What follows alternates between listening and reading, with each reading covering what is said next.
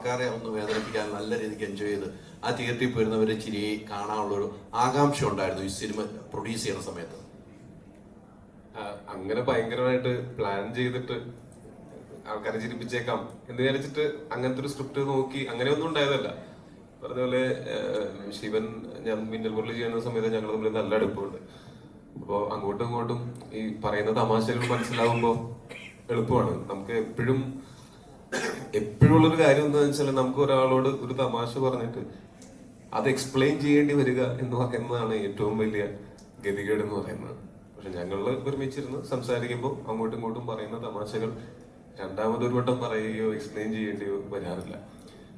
അതെന്നാൽ അങ്ങനെ ബുക്കിൽ എഴുതി വെച്ച് കാലാകാലം പറയാവുന്ന കോമഡികളൊന്നും അല്ലല്ലോ. നമ്മൾ ആ ഒരു ഇൻസ്റ്റന്റിൽ നമുക്ക് തോന്നുന്ന ഫൺ തോന്നുന്ന കാര്യങ്ങൾ അങ്ങോട്ടും ഇങ്ങോട്ടും പറയുകയും അത് മനസ്സിലാക്കുകയും അതേസമയം അതിൽ ഹേർട്ട് ആവാതിരിക്കുകയും മറ്റൊരാളെ ഹേർട്ട് ചെയ്യാൻ വേണ്ടിയിട്ട് തമാശകൾ പറയാതിരിക്കുകയും ഒക്കെ ചെയ്യുന്ന കുറെ നല്ല സുഹൃത്തുക്കൾ എനിക്കുണ്ട്. എനിക്ക് പേഴ്സണലി ഹ്യൂമർ സിനിമകൾ കാണാനായിട്ട് ഭയങ്കര ഇഷ്ടമുള്ള ഒരാളാണ്. എല്ലാതരം സിനിമകളും ഇഷ്ടമാണ്. പക്ഷെ ആരാണ് ഹ്യൂമർ ഇഷ്ടപ്പെടാത്തത്? എല്ലാവർക്കും ഹ്യൂമർ ഇഷ്ടമായിരിക്കും.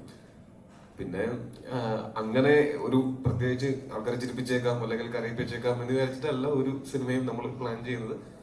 ഈ സിനിമ ചെയ്യുന്ന സമയത്ത് ഇതിന്റെ ഈ ഒരു സിനിമ ഇങ്ങനത്തെ ഒരു ഡാർക്ക് ഹ്യൂമർ എന്നൊക്കെ പറയുന്ന അങ്ങനത്തെ ഒരു ജോൺറയിൽ നമ്മളൊരു സിനിമ ചിന്തിക്കുന്ന സമയത്ത് അതിനോട് മാക്സിമം നീതി പുലർത്തണം എന്നുണ്ടായിരുന്നു.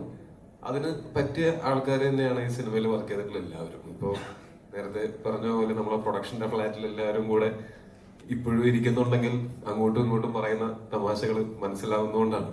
അപ്പോൾ അത് ഈ സിനിമയ്ക്ക് എന്താ പറയാ, അങ്ങനെ ഭയങ്കരമായിട്ട് നമ്മൾ അവകാശവാദങ്ങളോ അങ്ങനെ ഒന്നും പറയാനില്ല.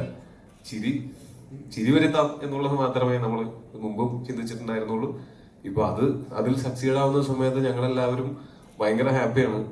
നമ്മൾ ആഗ്രഹിച്ച പോലെ തന്നെ തിയേറ്ററുകളിൽ നിറഞ്ഞ ചിരി നമുക്ക് കൃത്യമായിട്ട് അറിയാം. മറ്റ് ഏതൊരു ഇമോഷനും ആണെങ്കിൽ നമുക്ക് പിന്നീട് ആൾക്കാർ അഭിപ്രായം പറയുമ്പോഴേ നമുക്കത് മനസ്സിലാക്കാൻ പറ്റുള്ളൂ.